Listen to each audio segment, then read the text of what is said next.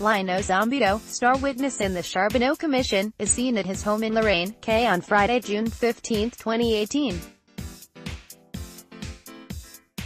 Paul Chiasson, the Canadian Press 4 stories in the news for Monday, June 18, report details child poverty in all federal ridings. 40% of the children in Finance Minister Bill Morneau's downtown Toronto riding live in poverty, one of the highest rates identified in a new report that tracks child poverty rates across all 338 federal ridings.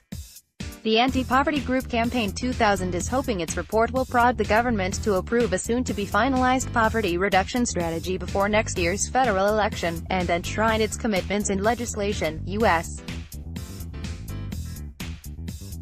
Indigenous protesters fight Trans Mountain. Indigenous protesters in Washington state are gearing up to fight the Trans Mountain pipeline expansion. Canada recently bought the project for $4.5 billion, but it doesn't only affect Canadian waters or lands. Many Indigenous activists in Washington trace their roots to both sides of the border and say they won't give up until the expansion is stopped.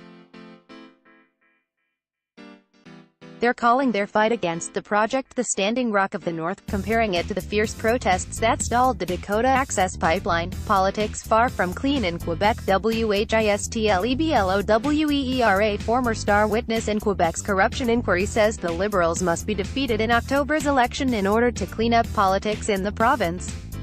Lino Zambito says most of the people convicted in the high-profile cases investigated by Quebec's anti-corruption unit have pleaded guilty and served no jail time, while key figures at the provincial level have barely been touched.